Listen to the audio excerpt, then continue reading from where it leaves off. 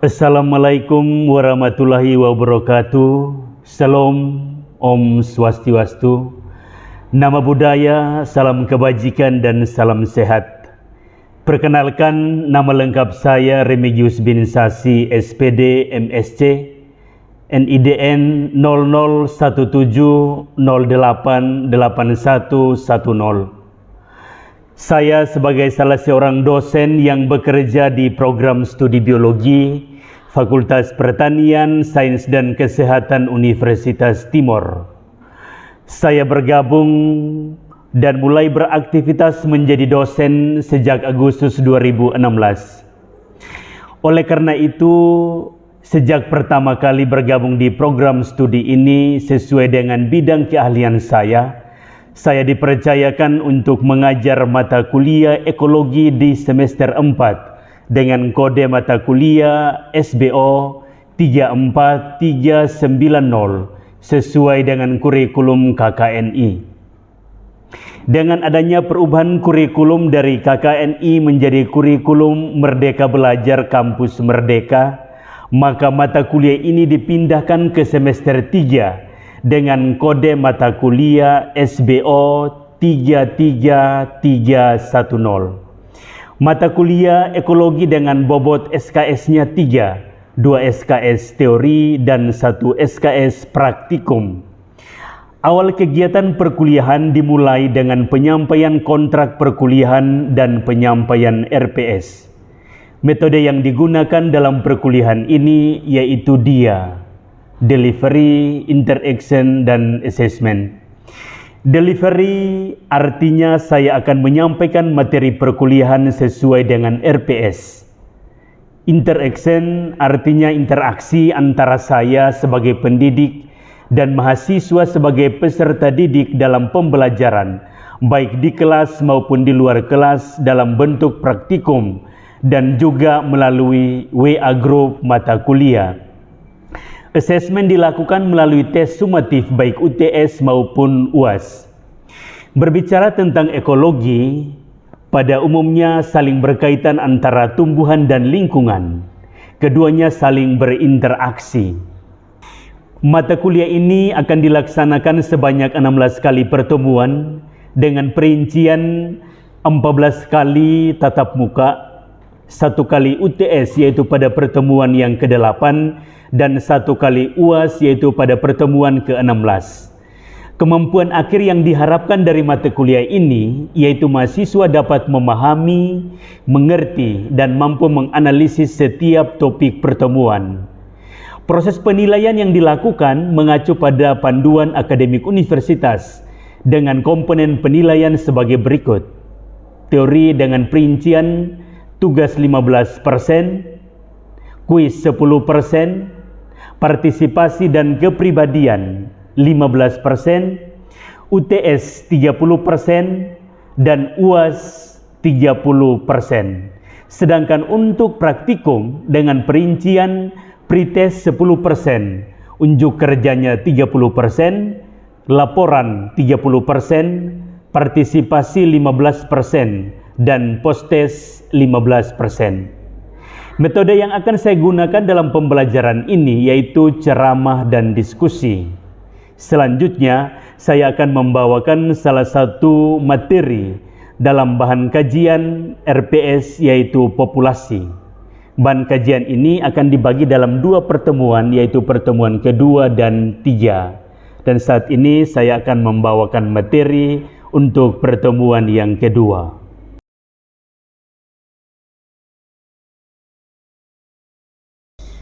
Baik, selamat siang dan salam sejahtera untuk kita semua. Selamat siang, Pak. Ya. Baik, pertama-tama sebelum kita mulai dengan perkuliahan kita hari ini, mari kita menundukkan kepala sejenak, kita berdoa masing-masing. Berdoa mulai, berdoa selesai. Baik, pada hari ini kita akan sedikit melihat materi berkaitan dengan populasi. Nah, ini ada 2 ilustrasi yang Pak tayangkan di sini. Yang pertama itu ada spesies yang namanya Swietenia macrophylla. Kemudian yang di sebelahnya ini namanya Lantana camara. Nah, kalau kita melihat sepintas seperti ilustrasi yang ada ini disebut dengan individu, ya kan? Individu atau organisme. Akan tetapi, kalau topik kita pada hari ini berkaitan dengan populasi, maka kita dapat mengartikan bahwa populasi itu sebenarnya apa dari ilustrasi yang ada, ya kan? Nah, ada 4 indikator atau capaian pembelajaran yang akan kita lihat pada hari ini. Yang pertama itu berkaitan dengan pengertian populasi, kemudian ada karakteristik populasi, ada strategi pertumbuhan populasi, dan juga ada kurva pertumbuhan populasi. Nah, kira-kira siapa yang tahu untuk indikator yang pertama, pengertian populasi? Siapa yang tahu? Coba, Stefani, coba.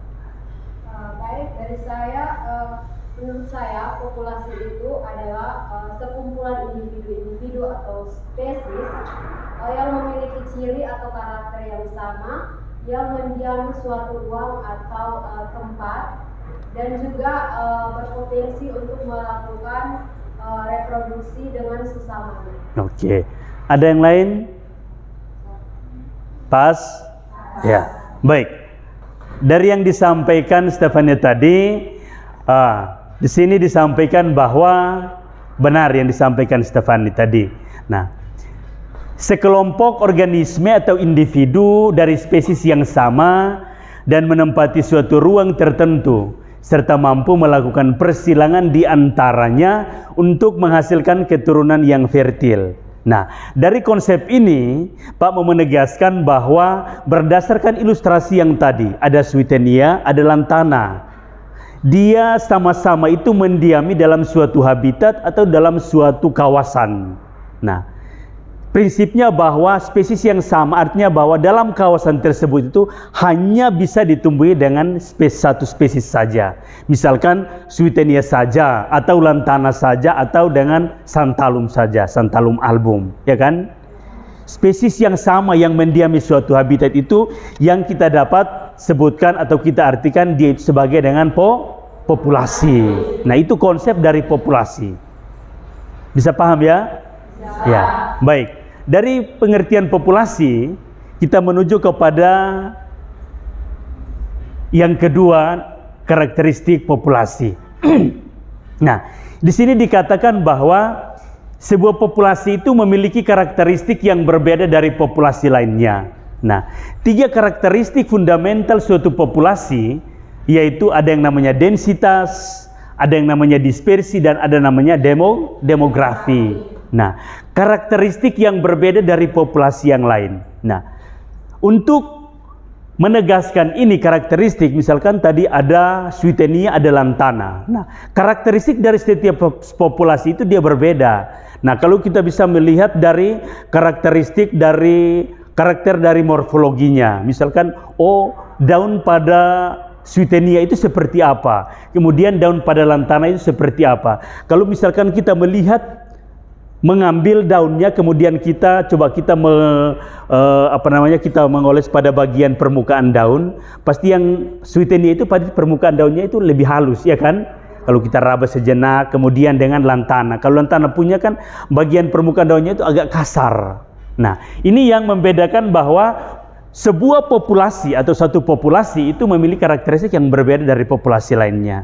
Nah, ini katakan bahwa 3 karakteristik fundamental. Yang pertama itu densitas, ada dispersi, dan juga ada demografi. Nah, untuk densitas populasi di sini dikatakan bahwa besarnya populasi dalam suatu unit ruang yang pada umumnya dinyatakan sebagai jumlah individu dalam setiap unit luas atau volume. Nah, itu menurut Gopal dan temannya pada tahun 1979. Nah, kemudian densitas populasi itu disebut juga dengan kerapatan atau kepadatan populasi.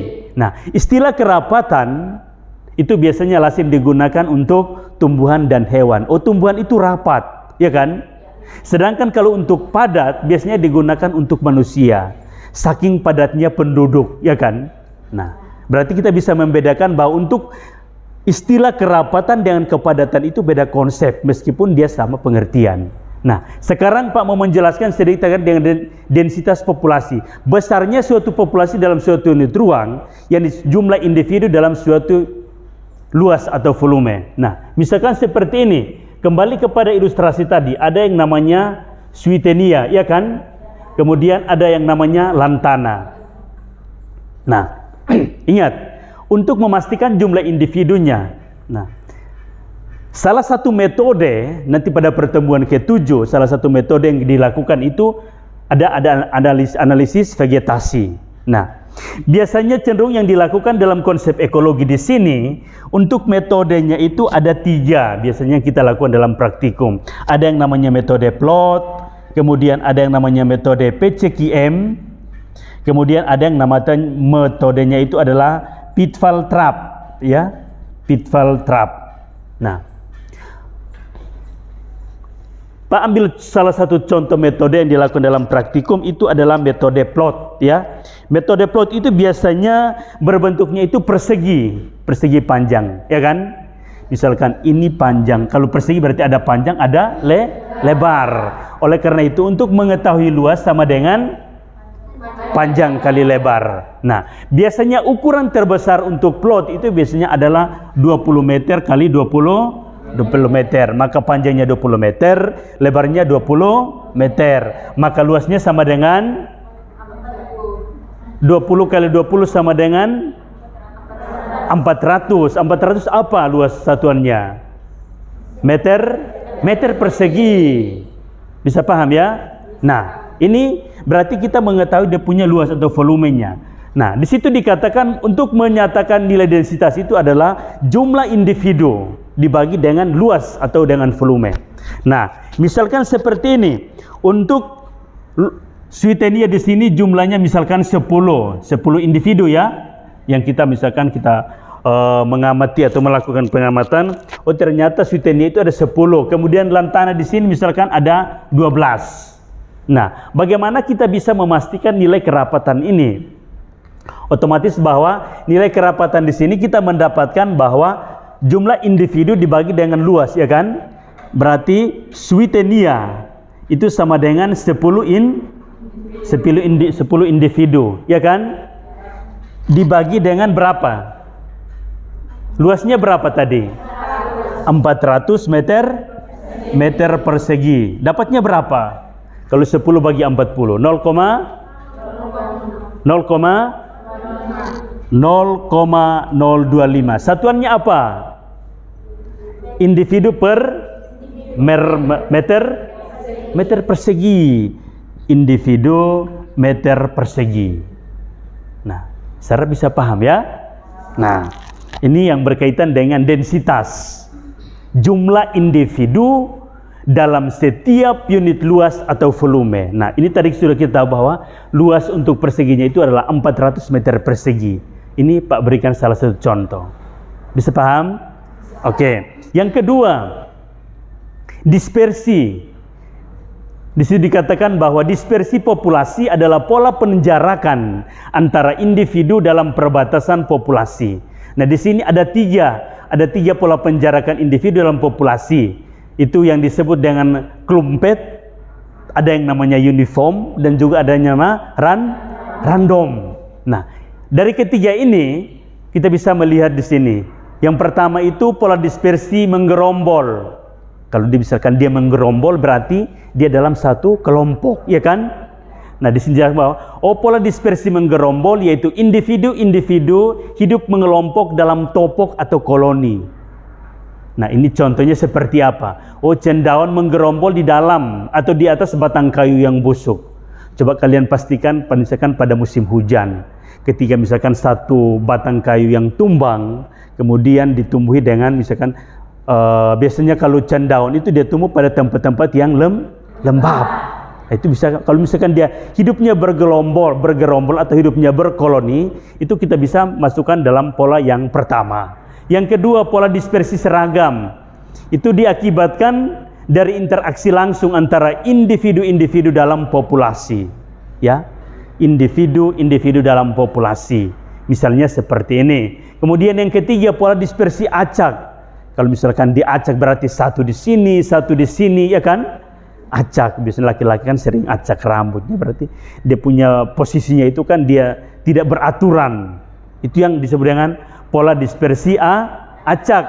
Nah, di situ dikatakan bahwa posisi setiap individu tidak tergantung pada individu lain. Misalnya tumbuhan yang disebarkan melalui biji yang tertiup oleh angin. Nah, biasanya kalau tumbuhan penyerbukan dengan bantuan angin itu disebut dengan anemogami. Nah, ini untuk yang kedua, dispersi. Yang ketiga, itu adalah demografi. Demografi populasi. Nah, di sini dikatakan bahwa demografi populasi adalah studi tentang perubahan ukuran populasi bersama berjalannya waktu. Nah, data untuk studi demografi pada umumnya berhubungan erat dengan yang namanya laju kelahiran, laju kematian, produktivitas, dan juga survivorship. Survivorship itu apa? Kalau survivorship, dia tetap survive. Artinya dia mampu bertahan hidup. Itu apa disebut dengan apa? Survivorship. Survivorship tadi apa? Mampu bertahan hidup. Survivorship. Begitu ya Nadia? Oke. Baik, dari yang kedua kita lanjut ke indikator yang ketiga. Itu berkaitan dengan strategi pertumbuhan populasi. Nah, ini ada yang namanya strategi R, kemudian ada yang namanya strategi K. Ingat, strategi pertumbuhan populasi, ada yang namanya strategi R, ada yang namanya strategi K. Nah, bagaimana kita bisa mengetahui dia itu digolongkan atau dia itu dimasukkan dalam strategi R dalam pertumbuhan populasi? Nah, di sini ada cirinya yang menentukan bahwa dia itu strategi R itu yang mana. Yang pertama ini pertumbuhan populasinya cepat. Kemudian yang kedua, masa kehidupannya itu pendek. Yang ketiga, kematangan individunya itu lebih awal. Yang keempat, adaptasi terhadap lingkungan itu yang kurang stabil. Yang kelima itu tingkatan trofik pada tingkatan yang paling bawah. Nah, ini ada 5 ciri yang menentukan dia itu adalah strategi pertumbuhan populasi yang berhuruf R. Ada 5. Kemudian strategi K. Di sini berarti dia kebalikan dari strategi R tadi. Kalau misalkan yang pertama tadi pertumbuhan populasinya cepat, otomatis yang K-nya dia lambat. Yang kedua, masa pengasuhan anakan itu lebih lama. Yang ketiga, adaptasi terhadap lingkungannya itu lebih stabil. Kemudian kematangan individunya tertunda. Kemudian yang terakhir itu tingkatan trofik pada tingkatan yang paling atas. Nah, berkaitan dengan strategi pertumbuhan pada populasi ini, saya pikir bahwa waktu kalian di SMA itu dalam melakukan percobaan atau praktikum biologi, kalian pernah mendengar istilah yang namanya reaksi terang dan reaksi gelap? Pernah. Nah, kalian tadi sudah mengatakan bahwa kami melakukan percobaan dengan menggunakan kacang hijau, ya kan? Kemudian benih kacang hijau itu kalian menggunakan media, kemudian media kan diletakkan kapas, ya kan? Kemudian atas kapas kalian letakkan benih kacang hijau itu, ya kan? Nah, kalian bisa akan mengamati atau menyimpan. Sebelum mengamati, kalian menyimpan pada tempat yang gelap dengan tempat yang terang, ya kan? Nah, otomatis bahwa kalau misalkan pertumbuhan populasi cepat, itu berarti dia pada reaksi yang gelap. Karena kalau simpan hari ini, berkaitan dengan mengamati besok, berarti dia punya batangnya sudah bertumbuh, ya kan? Kemudian daunnya juga sudah ada. Tetapi kalau misalkan berbanding dengan yang tempat yang ada cahaya, tempat terang, pertumbuhannya akan semakin lambat, ya kan? Nah, kita bisa memastikan bahwa batang antara, misalkan kita ambil salah satu organ, salah satu organ, misalkan batangnya. Batang pada misalkan yang tempat gelap dengan tempat yang terang itu pasti akan berbeda. Baik, untuk poin yang keempat berkaitan dengan kurva pertumbuhan populasi. Di sini ada yang namanya eksponensial dan ada yang namanya sigmoid. Nah, di sini untuk eksponensial ini biasanya ditandai dengan huruf J. Sedangkan untuk yang sigmoid itu ditandai dengan huruf S. Nah, bagaimana kita bisa mengetahui dia itu sigmoid, dia itu eksponensial, dia itu sigmoid. Nah, seperti yang Pak gambarkan di papan di sini, untuk kurva pertumbuhan secara eksponensial, artinya bahwa pertumbuhan populasi dalam suatu tempat atau suatu kawasan itu tidak dipengaruhi oleh faktor lingkungan. Artinya bahwa suhu, kelembapan, cahaya itu berpengaruh positif untuk pertumbuhannya, ya kan? Kemudian untuk yang sigmoid yang disimbolkan dengan huruf S di sini, ini kita kalau misalnya gambarkan dalam bentuk grafik, dia seperti ini. Artinya bahwa kalau misalkan pertumbuhan populasi naik sampai dia mau muncul seperti untuk pertumbuhan batang atau daunnya itu kadang-kadang terhambat dipengaruhi oleh faktor lingkungan, ya kan? Nah, sebagai contoh bahwa seperti tadi, misalkan kita masuk dalam suatu kawasan hutan di mana tajuk atau kanopinya rapat, berarti saat pancaran sinar matahari ke permukaan tanah itu akan terhambat, ya kan? Nah, kalau misalkan dia terhambat, berarti di situ akan terjadinya peningkatan kelembapan. Nah, ingat, kelembapan itu merupakan faktor lingkungan abiotik yang juga mempengaruhi pertumbuhan populasi. Sehingga kita bisa gambarkan dalam bentuk kurvanya itu seperti ini. Ini untuk menjelaskan atau ya menjelaskan berkaitan dengan yang eksponensial dan sigmoid. Ya.